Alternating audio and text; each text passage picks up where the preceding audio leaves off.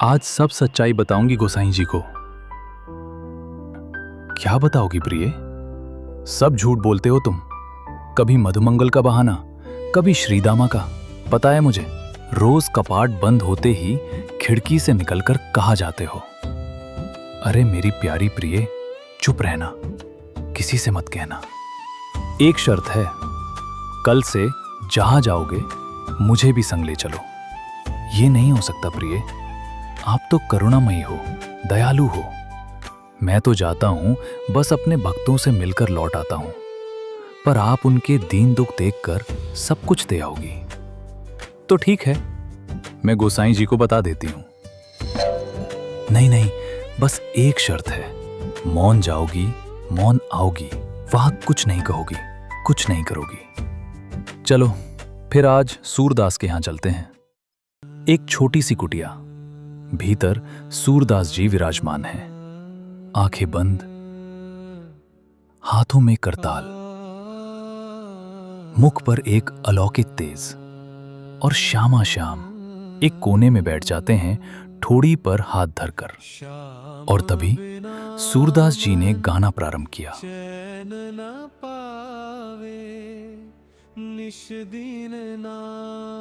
स्वर ऐसा मानो स्वर्ग से उतरा हो, हर शब्द में प्रेम, हर पंक्ति में आंसू।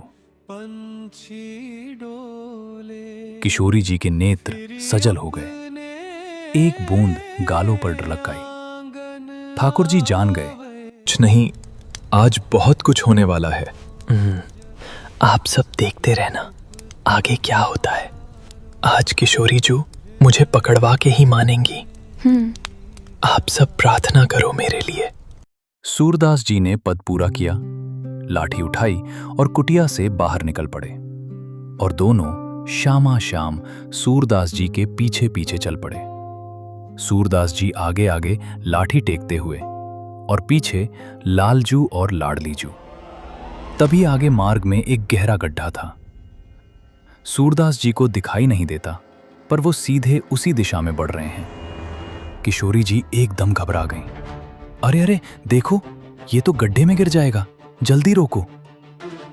नहीं प्रिय, बिल्कुल नहीं, गिरने दो, अपने आप संभलेगा। और तभी दम करके सूरदास जी गड्ढे में गिर गए। और तभी सूरदास जी को गड्ढे में गिरते देख श्री जी ने अपनी चुनरी का छोर निकाला।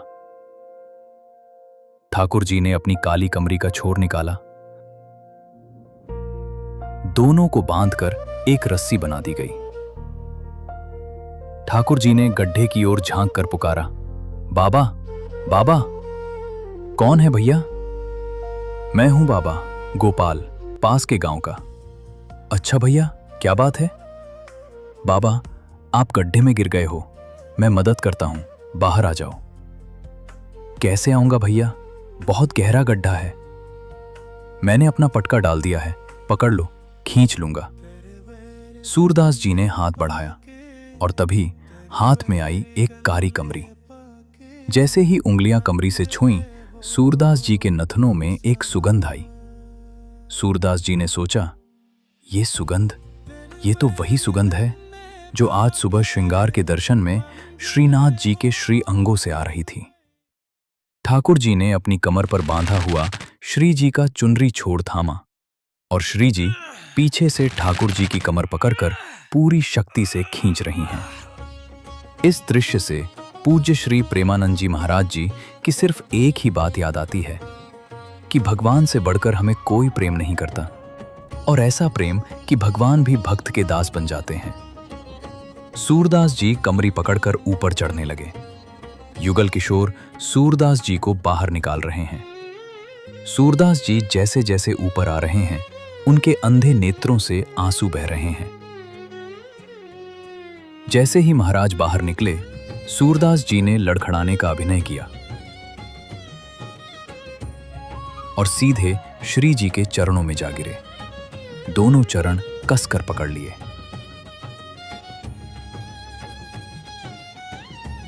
ठाकुर जी, पीछे हटो प्रिय, जल्दी पीछे हटो। श्री जी पीछे हटी, पर पांव खिंचने के साथ एक नुपुर सूरदास जी के हाथ में रह गया और उन्होंने वस्त्र में छिपा लिया। श्री जी ने आगे बढ़कर पुकारा, बाबा, कौन है? बाबा, मैं हूं गोपाल। अब आपको बाहर तो निकाल लिया, एक काम है। बोलो भैया। मेरे साथ मेरी सखी आई है, उसका नुपुर गिर गया, आपने उठा लिया है, दे दीजिए। ये नुपुर? मुझे कैसे पता कि ये नुपुर तुम्हारा है? मुझे तो दिखता नहीं।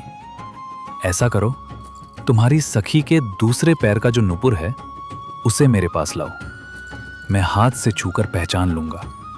यदि वैसा ही हुआ तो मैं स्वयं उसके दूसरे पैर में पहना दूंगा। श्री जी ने सुना ही नहीं, आगे बढ़ गईं और दूसरा चरण आगे बढ़ा दिया। सूरदास जी ने कांपते हाथों से उस चरण को छुआ, नेत्रों से आंसू बहने लगे, हृदय भर आया। लाली, अपना पांव आगे करो, मैं पहना दूं।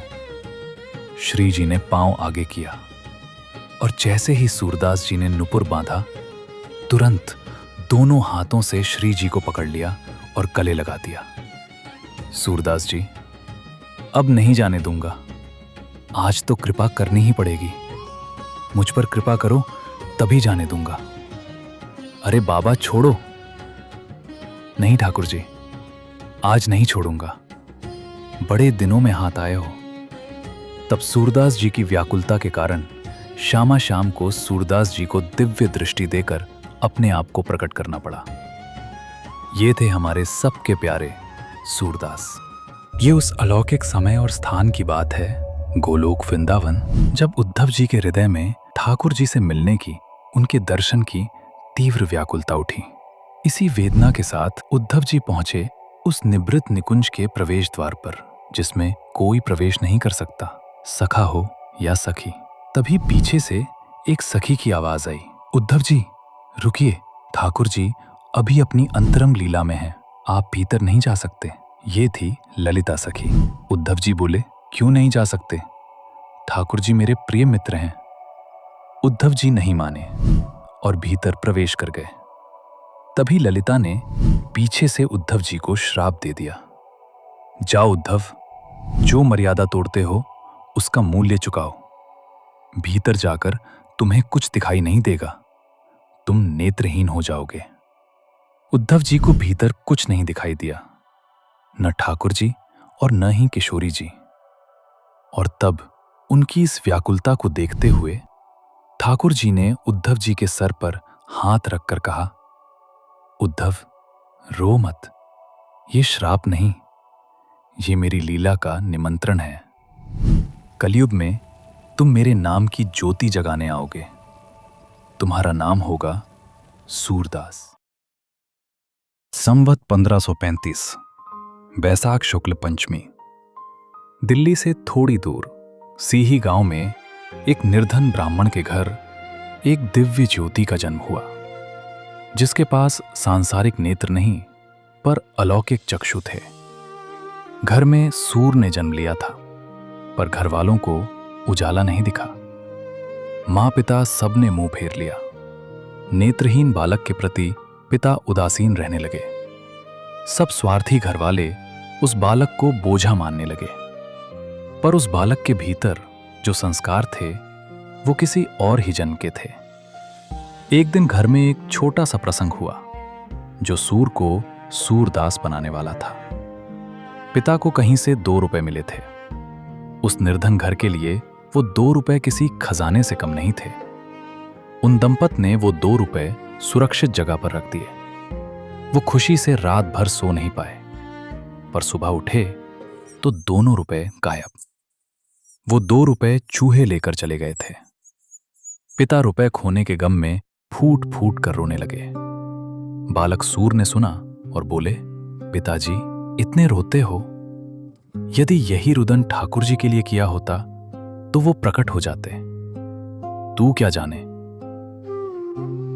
अगर जानता है तो बता, 2 रुपए कहाँ हैं? बता दूंगा पिताजी, पर शर्त है, बताने के बाद घर छोड़ दूंगा।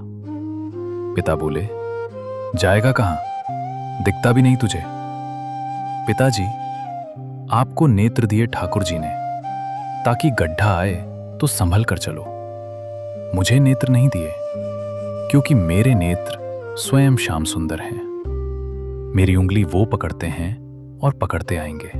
2 रुपए मिल गए रसोई की नाली में, जैसा सूर ने बताया। पिता खुशी से दौड़े और उसी पल एक छोटा सा बालक लाठी थामे चुपचाप घर से निकल गया। बालक सूर गांव से गांव भटकते रहे, भूखे प्यासे, और वहीं एक गांव में एक रोता हुआ व्यक्ति मिला। उसकी गाय खो गई थी। सूर ने कहा, पास के सरोवर के पास देखो। वो गया, गाय मिल गई। धीरे धीरे खबर फैल गई, ये बालक भूत भविष्य बता देता है। लोग आने लगे, झुंड आने लगे, झोपड़ी बनी, फिर महल बन गए, सेवक मिल गए। पर एक दिन सूर के मन में आया, घर बनाने के लिए घर नहीं छोड़ा था। ये तो वही माया है जिससे भागा था। सूर ने ऐलान किया, आज के बाद किसी का भूत भविष्य वर्तमान नहीं बताऊंगा। और वो फिर निकल पड़े। अब मन को शांति लग रही थी।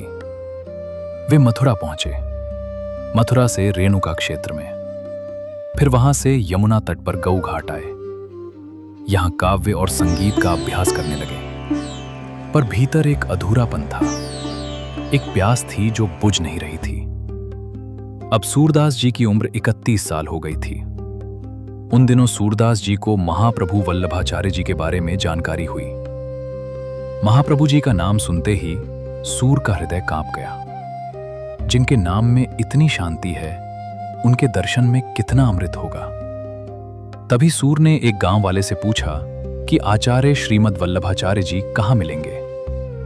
गांव वाले ने कहा, तुम्हें दिखता भी नहीं, दर्शन क्या करोगे? सूर बोले, मैं उन्हें नहीं देख पाऊंगा, पर वो तो मुझे देख लेंगे। उनकी दृष्टि मेरे ऊपर पड़ जाए, बस यही तो चाहिए।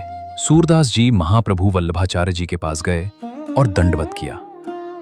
महाप्रभु जी ने सूर से कहा, कुछ सुनाओ। सूर ने गाया, श्याम बिना मन चैन न वल्लभाचार्य जी बोले, सूर होकर क्यों घिघियाते हो? भगवान का यश गाओ, लीला का वर्णन करो। सूर बोले, गुरुदेव, मैंने तो ऐसी लीला कभी देखी नहीं, जानता कहां हूं मैं। तब महाप्रभु ने आज्ञा दी, पहले यमुना स्नान करके आओ। सूर यमुना जी में स्नान करके लौटे। गुरुदेव ने कहा, अब अपने भीतर के चक्षुओं से अनुभव करो, सामने क्या दिखता है। सूर ने आंखें मूंदी और आंखों से अश्रु बहने लगे। गुरुदेव, आपके बाम भाग में गौर वर्णा श्री किशोरी जी बैठी हैं और आपकी दाहिनी गोद में श्याम सुंदर ठाकुर जी। वल्लभाचार्य जी की आंखें भर आईं। अब सुनाओ। और सूर ने गाया, शोभित कर नवनीत लिए, घुटुन चलत रेणु तन मंडित, गोरोचन तिलक किए। यही थी गुरु कृपा, बिना नेत्रों के जो दिखा वो किसी को नहीं दिखता। वल्लभाचार्य जी ने उन्हें दीक्षा दी, गोकुल ले गए। वहां सूरदास जी बाल ठाकुर श्री नवनीत प्रिय का नित्य दर्शन करके लीला के सरस पद रचकर सुनाने लगे। फिर गोवर्धन आए, श्रीनाथ जी का पूजन किया और सदा के लिए उन्हीं की चरण शरण में जीवन बिताने का संकल्प कर लिया। वहां से प्रतिदिन श्रीनाथ जी के मंदिर जाते, नए नए पद रचकर श्रद्धा से अर्पित करते। नंददास, कुंभनदास, गोविंददास, सब संतों से संपर्क बढ़ा।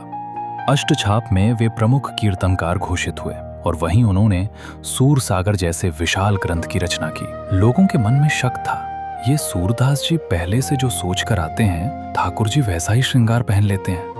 एक दिन सेवायतों ने परीक्षा लेने की ठानी। ठाकुर जी को उस दिन कोई वस्त्र नहीं पहनाया गया। सूर पहुंचे लाठी लेकर, कपाट खुले। सूर ने क्षण भर अनुभव किया और फिर जोर से हंसे और तुरंत एक पद की रचना की। आज हरि देखे नंगम नंगा, जलसुत भूषण अंग विराजत, बसनहीन छवि उठत तरंगा, अंग अंग प्रति अमित माधुरी, निरखी लजित रति कोटि अनंगा। सब स्तब्ध। ठाकुर जी के अंग अंग की कांति का ऐसा वर्णन जो कोई नेत्र वाला भी नहीं कर सकता था। सब उनके चरणों में झुक गए। 85 वर्ष की आयु। एक प्रभात सूरदास जी, जो श्रीनाथ जी की हर सेवा में उपस्थित रहते थे, पर आज केवल मंगला आरती में गए, श्रृंगार झांकी में नहीं। गोसाई विट्ठल नाथ जी ने देखा और सब समझ गए, आज पुष्टि मार्ग का जहाज जाने वाला है, जिसको जो लेना हो ले लो। सब भक्त परासोली की ओर चल पड़े। सूर वहां चबूतरे पर लेटे थे, श्रीनाथ जी की ध्वजा की ओर मुख करके। मन में एक ही पीड़ा थी, ये काया ठाकुर जी की सेवा में पूरी तरह नहीं लग सकी। गोसाई जी आए, सूर का हाथ थाम लिया। चतुर्भुज दास जी ने कहा कि आपने असंख्य पदों की रचना की, पर श्री महाप्रभु जी का यश आपने नहीं वर्णन किया। सूर की गुरु निष्ठा बोल उठी, मैं तो उन्हें साक्षात भगवान का रूप समझता हूं। गुरु और भगवान में तनिक भी अंतर नहीं है। मैंने तो आदि से अंत तक उन्हीं का यश गाया है। और सूरदास जी ने अपना अंतिम पद अपने गुरु के लिए अपने श्री मुख से गाया। भरोसो दृढ़ इन चरणनी केरो, श्री वल्लभ नख चंद्र छटा बिनु, सब जगमाज अंधेरो। साधन नाही और या कली में, जासों होए निबेरो। सूर कहा कहे द्विविधि आंधरो, बिना मोल को चेरो। और फिर सूरदास जी ने श्री राधा कृष्ण की रसमयी छवि का ध्यान किया और सदा के लिए ध्यानस्थ हो गए। जब हम ईश्वर को अपनी आंखें मान लेते हैं, तब हमें किसी और आंख की जरूरत नहीं रहती।